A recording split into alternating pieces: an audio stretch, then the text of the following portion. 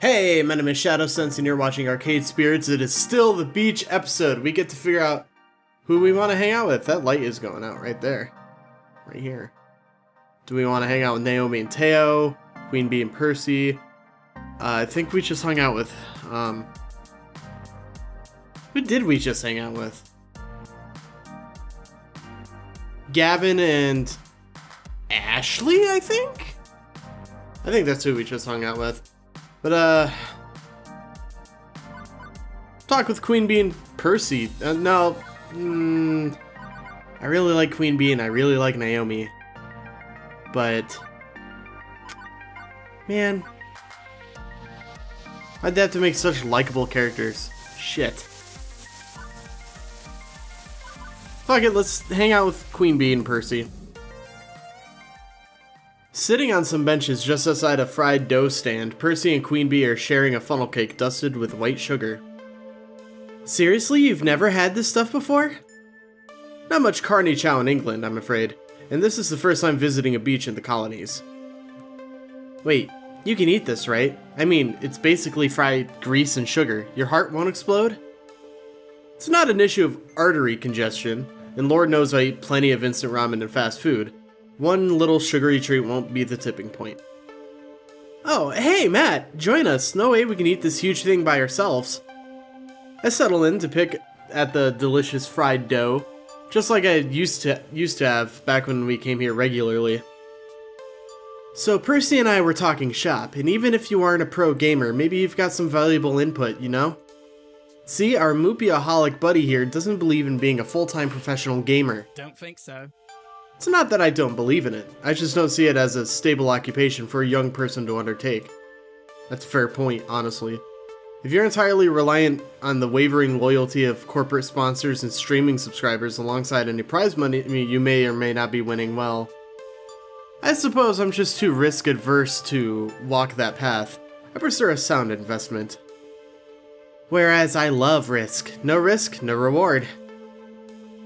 Yeah, at any moment, it could all come crashing down and I end up living in my parents' basement again, but I loved to fight for my future. Just like Matt, he was an unemployed bum before finding the Funplex, so nowhere to go but up. Hey now. It's not like I was living under a bridge. I didn't actually plan any of this. I mean, it's true. But let's do this one. Opportunity for work presented itself. I took it. It's a simple equation, really. A job's a job. The Funplex is a fun job, but it's still a job. Right, but it's also a risky one. That's what I'm getting at. My glasses are so dumb. It's gainful employment in the end, but the only reason you aren't still eating pizza bagels is because you voluntarily took risks and made them pay for you. I'm not saying my path's for everyone. Abandoning the safer road in favor of the wild ride takes a certain mindset to make that work. But I promise you that those of us willing to make that leap are having more rewarding life as a result. It's satisfying, not rewarding. Being a school teacher is satisfying, but sadly society does not reward it its due. Many satisfying paths in life are also fraught with disaster due to this. It's survivorship bias. People see rock stars and football heroes and think they can make it big too, but those success stories are a percent of a percent of a percent. And what happens later in life when the sports hero who abandoned all other paths? What skills do you have to fall back on when your window closes? You've succeeded so far, Queen Bee, but remember, not too long ago you were terrified of being drummed out of your team and tossed on the street. I wouldn't say terrified. It was more of a mild reluctance at best. Couldn't you pursue dominance in your game of choice without making it your entire existence? I don't really play Moopy all day, I trade stock in my off hours. Why not consider a day job with your gameplay occupying the remaining hours? Nope, no way. No way, no how. Fist of Discomfort takes absolute dedication. Can't be at the top of my game, at the top of the game, if I'm also flipping burgers or filing paperwork. Percy, competitive level play requires intensive training. You can't get around the time investment, but you can make it pay double. That's where streaming comes in. Whenever I'm training, I'm streaming.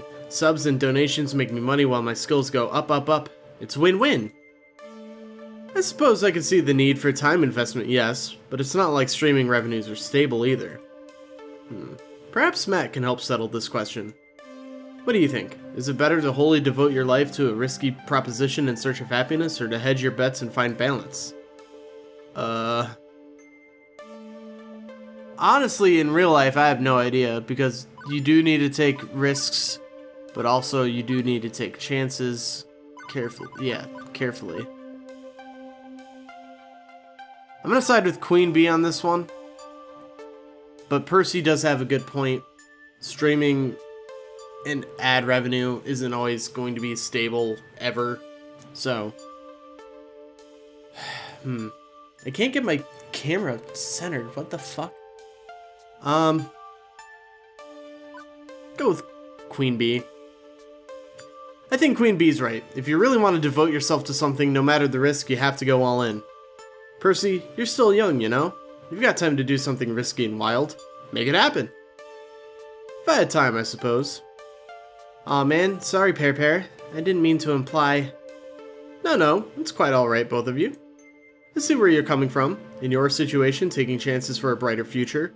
I suppose you're braver than I, and that's admirable. Exactly, go for the gold. With the 4 heavenly kings behind me and the Funplex keeping me going, I'm headed for the top. Risky? Yeah, but this is what I want. I chose this. And we'll be right here every step of the way. With the neglected funnel cake cooling off, the 3 of us focus on putting away our sugary rewards after that. We're each walking different paths, but I can't say any of us are willing to settle for anything less than our dreams in the long run. Who to hang out with? Naomi and Teo. Out of the corner of my eye, I see Teo and Naomi sneak into some of the shops on the boardwalk called the Sandy Bar, with little iconic saltwater taffy icons on each side. Saltwater taffy, staple of the coastal life and commerce. On any given boardwalk, you're within spitting distance of at least 3 candy shops loaded with tasty treats. But more importantly, why are these 2 acting so childish about the whole thing, like 2 kids in a candy store? I need to find out exactly what's going on. More importantly, I need to see if they have any of those gummy sharks in there too. As I peer into the building, my senses are overwhelmed by sweet. My teeth practically hurt from all the surrounding sugar. Covering the walls are assorted containers holding various types of candies, and a rainbow of colors and confectionaries, filled to the brim with saltwater taffy and covered in chocolates. Not only do I take note of the delectable candy, but I also notice all the kitties running around. I can't help but be reminded of the Funplex. Same atmosphere, just fewer games.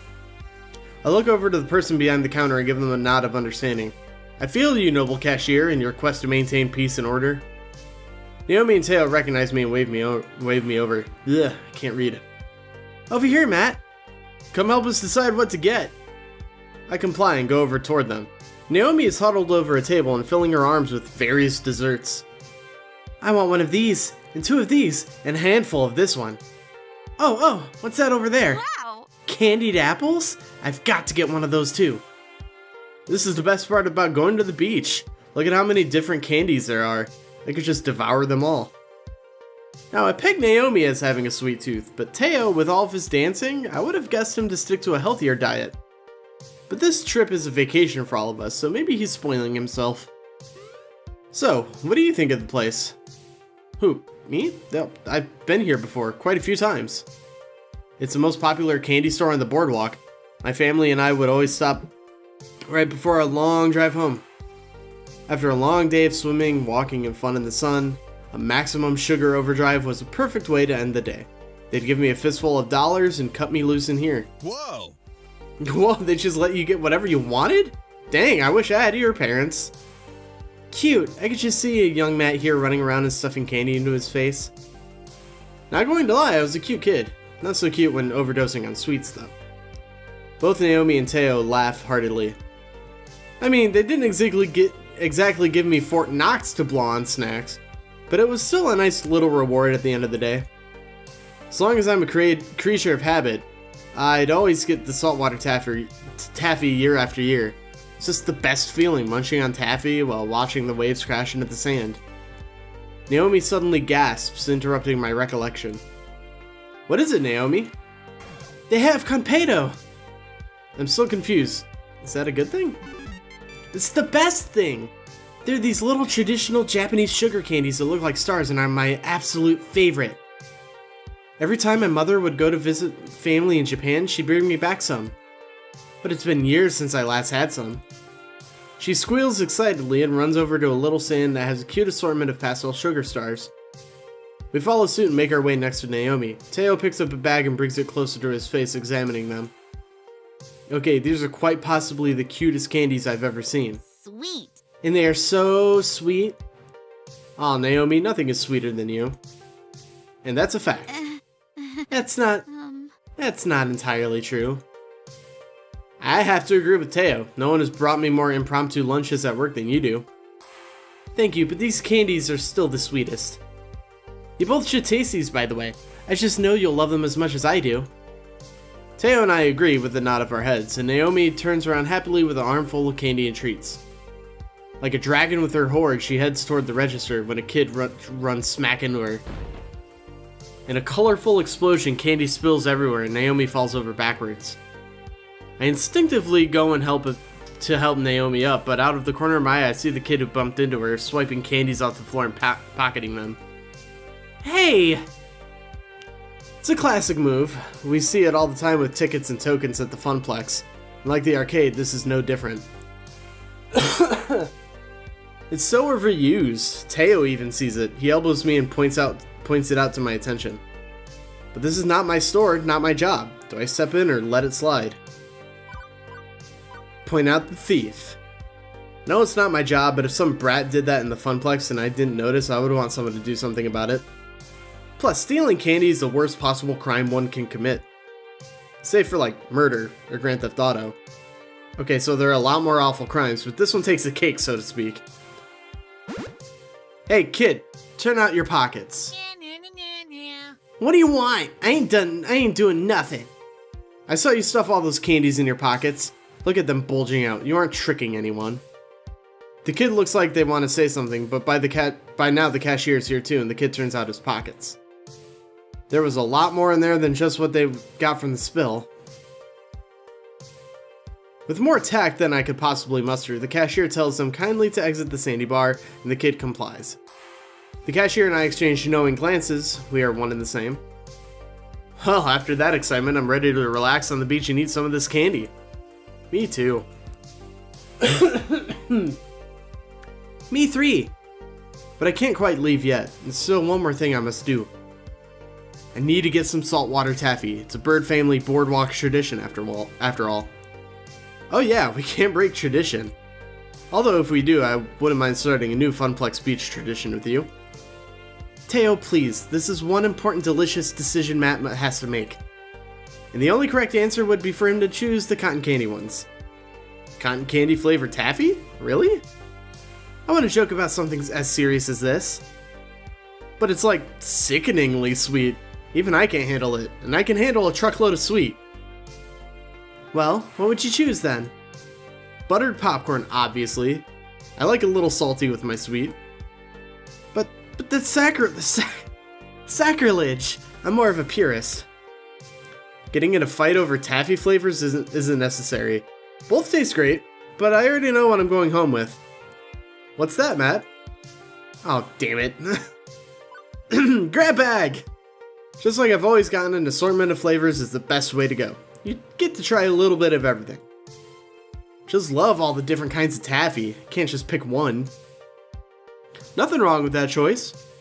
You can always throw away the cotton candy ones. Teo, I think you meant to say the buttered popcorn ones. Clearly, they take their candy seriously.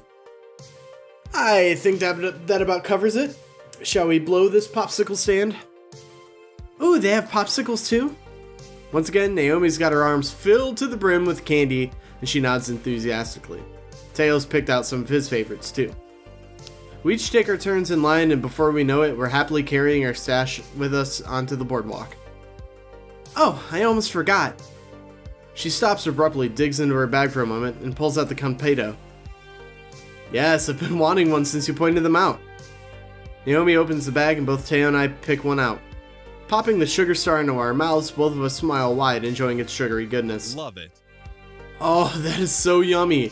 For real, Naomi, it's my new favorite candy. Very good. Maybe next time I'm at the Sandy Bar, I'll get some of these instead of the taffy. Next time I'm here, because with the Funplex riding high in this world, I bet we can afford it next time. And another. And another.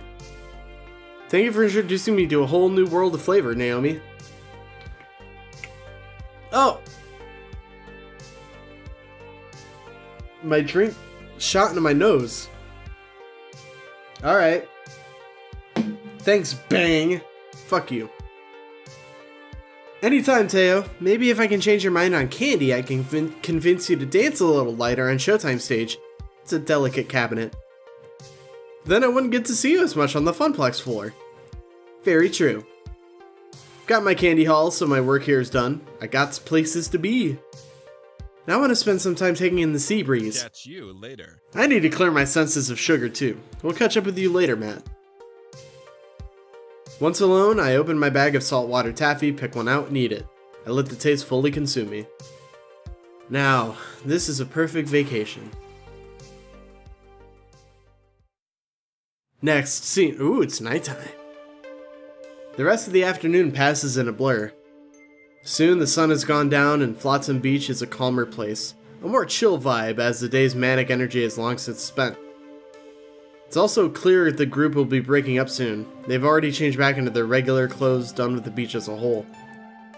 Some are talking about checking out the nightlife scene around here, and some just want to relax in their hotel rooms. Some are simply heading back to the city, leaving me alone for a moment with my thoughts. It's been a wonderful day, definitely. There's only one thing I could improve it with. A risk, a daydream, but maybe one worth taking. Yeah, I'm reading this almost completely wrong, but you guys know that by now. I happen to know a few things about dreams lately. Beep beep, Matt. Yeah, I know. Want me to ask someone on a date? Only if you want to. I know I was kind of pushy earlier, I'm sorry. But if you want this, now is the moment. Everything in my calculations say that it's the perfect time. Got a lot going for me, but maybe something's still missing. Something more than I need from life than the warmth of friendship alone. More importantly, maybe one of them feels the same way? Maybe they feel the same yearning. Romance, love, I'm no stranger to these things. But those were fumbling first attempts in youth. I could fumble again. Am I ready for this? Well, I'm still considering. How about I run down the data while you're thinking? Let's see. Okay, after my analysis, here's where you stand with everybody and how your personality is shaping up. But now that I've had weeks to understand you better, I think I can adjust these values based on what I know each of them likes in a partner. Naomi loves people who are kind-hearted but has a bit of a fiery temper. You match both of these. Gavin may be blunt, but he aspires to be kind, and you're already kindly. Ashley goes with her gut, and so do you. Gutsy clicks for both of you. Queen Bee takes risks and relishes in a challenge. You're both very gutsy. Percy's heart is wide open to the world, as is your own. You're both very kindly. And that's everybody.